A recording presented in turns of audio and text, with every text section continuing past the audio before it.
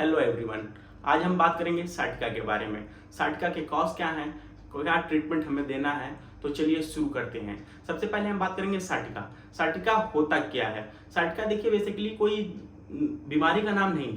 साटिका देखिए psychotic nerve जो होती है उसमें जब पेन होता है तो हमें जो भी झुंझुनाहट और दर्द होता है उसको हम देखिए वो अलग टाइप का पेन होता है। और वो जैसे उस पेन में क्या होता है, देखिए शार्प शूटिंग, जैसे लगता है कि कुछ चुभ रहा है, इलेक्ट्रिक शॉक सेंसेशन होता है, और झुंझुनी होती है और सुन्न पड़ जाता है, वो पार्ट बिल्कुल सुन्न हो जाएगा और करंट जैसा दौड़ेगा। कमर से लेके पैरों तक में पूरा करंट के जैसे दौड़ेगा। अब हम देखिए बात करते हैं कि ये होता क्यों है, कॉज क्या है इसके। देखिए बेसिकली जो है हमारा जो रीढ़ की हड्डी है उसमें देखिए लंबर और स्कैरम होता है। देखिए लंबर L4 L5 और स्कैरम में S1 S2 S3 से हमें स्पाइनल नर्व निकलती है और वो मिल के आगे चल के हमारे थाई में आके एक मोटी नर्व बनाती है जिसे हम साइकेटिक नर्व कहते हैं। और ये देखिए साइकेटिक नर्व स्पाइनल कॉर्ड और बैकबोन से आती है, और जब भी हमारे बैकबोन में कभी भी कंप्रेशन या स्वेलिंग होती है तब ये इरिटेशन कॉज करती है हमारी नर्व को, और उसी इरिटेशन की वजह से हमारी जो नर्व है वो स्वेलिंग कर जाती है, स्वेल कर जाती है, उसमें कंप्रेशन होता है, तो इस वजह से हमें ये पेन महसूस होता है। अब देखिए अब हम बात करेंगे कि ये जो कि स्वेलिंग वगैरह होती क्यों है। देखिए हमारा जो ये स्वेलिंग होती है वो बैकबोन जो हमारा है, रीढ़ की हड्डी हम जिसे कहते हैं, उसमें इंटरवर्टिबल डिस्क लगी होती हैं, और ये इंटरवर्टिबल डिस्क जो होती हैं वो दो हड्डियों के बीच में होती हैं जिसे हम रीढ़ की हड्डी कहते हैं। वो उसके बीच में हर एक हड्डी के बीच में एक डिस्क प्रेजेंट होती है। वो डिस्क क्या होता है, वो देखिए वो डिस्क जो है कि एक कुशन की तरह काम करता है, बफर की तरह।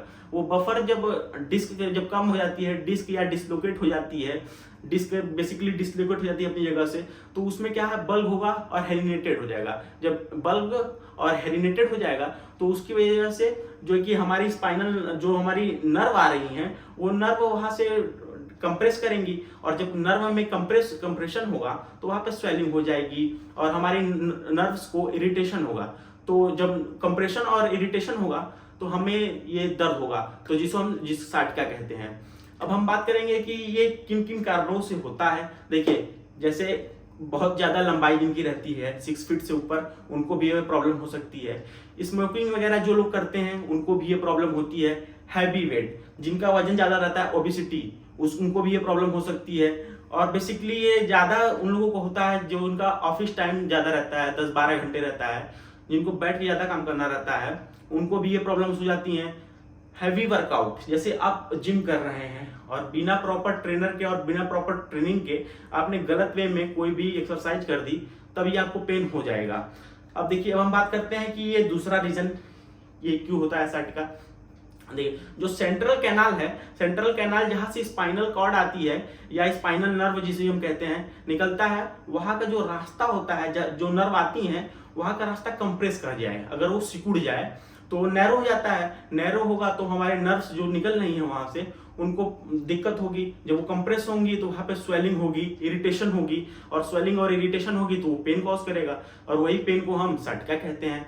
देखिए और हम बात करेंगे तीसरा क्यों होता है, ट्यूमर की वजह से। अगर हमारे बॉडी पे जहां से हमें देखिए जहां से नर्व आ रही है और वहां पे अगर कोई ट्यूमर हो जाए और ट्यूमर की वजह से उनको नर्व को डिस्टर्ब करेंगी, तब जाके वो भी प्रॉब्लम हो सकती है, तो फिर हमें वो पेन कॉज करेगा। और चौथा ओल्ड एज में क्या होता है, हमारी जो रीढ़ की हड्डियों के बीच में डिस्क होता है, वो डिस्क जो है कि घिस जाता है। जब वो डिस्क घिस जाएगा तो वहां पे एक बोन की ग्रोथ होगी, एक्सटर्नल बोन की ग्रोथ होगी जिसे हम ऑस्टियोफाइट कहते हैं। और वो ऑस्टियोफाइट में जो बोन की ग्रोथ होगी वो हमारे नर्व को कहीं पे पिंच करेगी। ऐसे जब वो हमारे नर्व को पिंच करेगी तो वहां पे हमें स्वेलिंग होगा तो वहां पे पेन होगा तो वही जान ही रहे हैं कि कमर से लेके पूरा पैर तक में वो पेन रहता है, क्योंकि हमारी जो भी साइटिक नर्व होती है, साइटिक नर्व जो होती है हमारी, वो पैर से लेके और बेसिकली वो लोअर बैक से लेके थाई होते हुए, लेग होते हुए, टोज तक, मतलब फुट तक जाती है, नीचे तलवे तक जाती है। तो इतनी दूर में हमारी नर्व होती है। जहां पे हमारी नर्व रहेंगी वहां पे हमें लगेगा कि करंट का फ्लो हो रहा है। पैर जलना जिसे पेशेंट कहते हैं, पैर जलता है और बहुत ही दर्द होता है। अब हम बात करेंगे ट्रीटमेंट के बारे में, क्या क्या ट्रीटमेंट हमें पेशेंट को देना है। तो फर्स्ट ऑफ ऑल देखिए, इसमें जो है कि सिकाई करते हैं, सिकाई से ही भी पेशेंट को आराम मिलता है। कुछ पेशेंट को गर्म सिकाई से और कुछ पेशेंट को ठंडे सिकाई से आराम मिल सकता है। वो बेसिकली पेशेंट के ऊपर डिपेंड करता है कि उनको किस सिकाई से आराम मिलता है। तो इसमें डॉक्टर सलाह देते हैं कि पहले आप गर्म और ठंडे की सिकाई करके देखिए, तो आपको जिससे आराम मिलेगा आप वो कंटिन्यू करिएगा। और कुछ कुछ पेशेंट में ये अल्टरनेट दोनों चलता है, कभी गर्म कभी ठंडा, कभी गर्म कभी ठंडा। अब हम बात करेंगे सेकंड दवा की। सेकंड दवा जो हम देते हैं, देखिए एनसेड्स की ग्रुप की दवा देते हैं, जिसे हम non steroidal anti inflammatory drugs कहते हैं। इसमें देखिए, मगर ये हम लंबे समय तक नहीं दे सकते, ये हम 5 से 10 दिन तक दे सकते हैं। इसमें जो दवा आती है डाइक्लोफिनैक, एसिक्लोफिनैक और ट्रामाडोल वगैरह आती हैं, आइबुप्रोफेन वगैरह आती हैं, हम ये पेशेंट को दे सकते हैं। देखिए मार्केट में इजीली जो अवेलेबल हैं, जैसे डाइक्लो प्लस और जीरोडॉल पी, जीरोडॉल एसपी और अल्ट्रासेट बहुत ज्यादा इसमें यूज की जाती है। ये सारी दवाएं हम पेशेंट को देते हैं, पर पेशेंट को इससे बहुत ज्यादा दिन तक आराम नहीं रहता है। बात करेंगे थर्ड दवा की। इसमें देखिए, जैसे हम एमआर ग्रुप की जो भी दवाएं होती हैं हम वो भी देते हैं, क्योंकि जब भी हमारे नर्व में पेन होता है, नर्व में जब भी होता है, तो वहां पे हमारी जो मसल्स हैं उनमें खिंचाव हो जाता है, तो उनमें हमें मसल रिलैक्सेशन देना पड़ता है। जैसे कि मार्केट में इजीली अवेलेबल है जीरोडॉल एमआर, फ्लेक्सॉन, मोबीजॉक्स, ये सारी दवाएं मार्केट में अवेलेबल हैं और ये हम पेशेंट को देते हैं। बेसिकली इसका डोज जो रहता है वो बीडी और टीडीएस दोनों रख सकता है, वो पेशेंट की कंडीशन के ऊपर डिपेंड करेगा कि क्या उन्हें हमें देना है। और हम बात करेंगे अब चौथी दवा, स्टेरॉइड। देखिए, अभी कुछ लोगों के नाम में कुछ लोगों को सुनते आ गया होगा कि स्टेरॉइड देंगे। देखिए स्टेरॉइड इसमें बहुत ज्यादा वर्क करती हैं, इन्फ्लामेशन वगैरह को कम करती हैं, कंट्रोल करती हैं। और देखिए हम इसमें जो भी दे सकते हैं जिससे पेशेंट को आराम हो वो देना पड़ता है। तो इसमें देखिए स्टेरॉइड में हम जो दे सकते हैं, ओमना कार्टिल, मिथाइल पेडनिसिलोन और डेफ्लोजा कार्ट वगैरह दे सकते हैं। अगर पेशेंट को ओरली स्टेरॉइड से आराम नहीं हो रहा है, तो हम पेशेंट को बेसिकली उस एरिया पे इंजेक्टेबल भी देते हैं स्टेरॉइड्स का, जहां पे वो जाके स्वेलिंग को खत्म करता है और पेशेंट को आराम मिलता है। फोर्थ दवा की बात करेंगे, इसमें जो हम देते हैं एंटीकन्वुलेंट्स में देखिए गाबापेंटिन और प्रीगाबालिन आता है, ये पेशेंट को देते हैं। पर बेसिकली जो कि प्रीगाबालिन जो है वो गाबापेंटिन के मुकाबले 8 टाइम्स मच बेटर है, तो इसलिए हम डॉक्टर्स की राय है कि प्रीगाबालिन ज्यादा यूज की जाती है। पर ये देखिए इसका रोल क्या है, ये वर्क जो करता है ये नर्व के ऊपर वर्क करता है। ये जो है कि नर्व को स्लो कर देता है, नर्व को स्लो करेगा तो हमारा ब्रेन भी स्लो हो जाता है। तो ये जो कि जो मैसेज है जो कि हमारे ब्रेन को तक जा रहा है पेन का, वो स्लो हो जाता है, तो हमें आराम फील होता है। और देखिए इसको जो हम स्टार्ट करते हैं वो काफी लो डोज से स्टार्ट करते हैं, लेकिन बॉडी हैबिचुअल नहीं रहती है, तो इसलिए हम इसको लो डोज से स्टार्ट करते हैं बेसिक। अब हम बात करेंगे इसके साइड इफेक्ट्स की। इसका साइड इफेक्ट बहुत ज्यादा है। अब हम बात करेंगे सबसे पहला साइड इफेक्ट क्या, जो इसका साइड इफेक्ट है वो हमारा माइंड जो है ये स्लो कर देता है, क्योंकि ये नर्व पे वर्क करता है। तो नर्व पे हमारी जो भी नर्व है वो माइंड से कनेक्ट होती हैं, तो ये माइंड को हमारे लो कर देता है। जैसे कि चीजें रुक सी जाती हैं, जैसे बहुत टाइम लगता है समझने में, चीजों को समझने में और उन पे रिस्पॉन्स करने पे, तो हमारा जो कि जिसे हम कहें मोटार सिस्टम, वो थोड़ा सा स्लो वर्क करता है। और देखिए इसमें वेट गेन भी वगैरह भी हो जाता है और नींद बहुत ज़्यादा आती है, और पेशेंट को ड्राइविंग वगैरह और मोटर ऑपरेट करने से मना किया जाता है, क्योंकि इसमें बॉडी रिलैक्स हो जाती है, तो थोड़ा सा लेट रिस्पॉन्स होता है।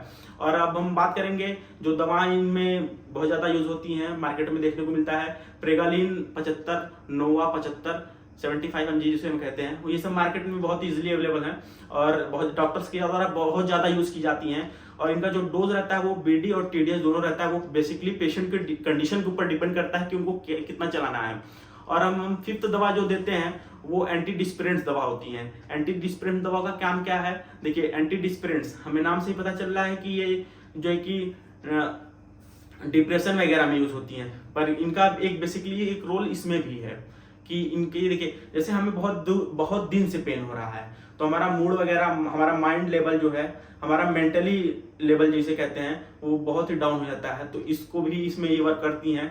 ट्रिप्टोमर, एमिटोन, ये सब बेसिकली 10 mg, 15 mg और 25 mg में भी आती हैं, मगर जो डॉक्टर्स के द्वारा यूज की जाती हैं वो 10 mg ज़्यादा यूज की जाती हैं। और बाकी जैसे पेशेंट के कंडीशन के ऊपर डिपेंड करता है, जो पेशेंट की कंडीशन रहती है, अगर 10 mg से उसको रिस्पॉन्स नहीं मिलता है तो डॉक्टर्स में पावर बढ़ाते हैं, बेसिकली 15 mg और 25 mg तक भी जाते हैं।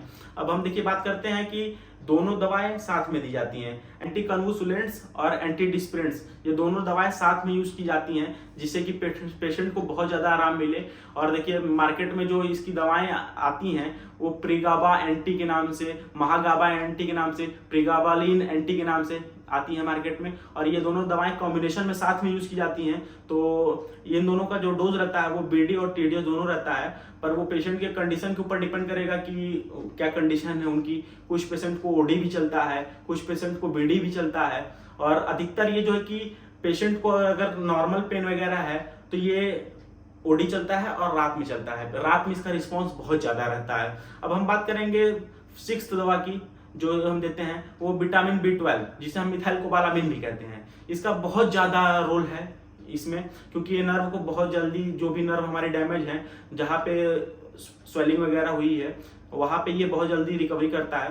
तो इसलिए विटामिन B12 का बहुत ज़्यादा यूज़ किया था, मिथाइल-कोबालामिन का। और मार्केट में जो ये इसके नाम से दवाएं अवेलेबल हैं, वो ब्रांड नेम से, वो Neurobion forte, Neurokind OD, Meconerv forte, ये सब दवाएं मार्केट में अवेलेबल हैं। और इनका जो डोज रहता है वो ओडी रहता है, बेसिकली ओडी रहता है। या तो आप मॉर्निंग में भी ले सकते हैं, पर अधिकतर डॉक्टर्स द्वारा ये रात में प्रयोग की जाती है। अगर देखिए, अब हम अगर पेशेंट को जल्दी और फास्ट रिकवरी चाहिए तो हम इसमें इंजेक्शंस वगैरह भी दे सकते हैं पेशेंट को मिथाइल-कोबालामिन के, जिसे हम विटामिन B12 कहते हैं। उसमें देखिए न्यूरोकाइंड गोल्ड, काइंड प्लस, ये दोनों इंजेक्शन हम पेशेंट को दे सकते हैं।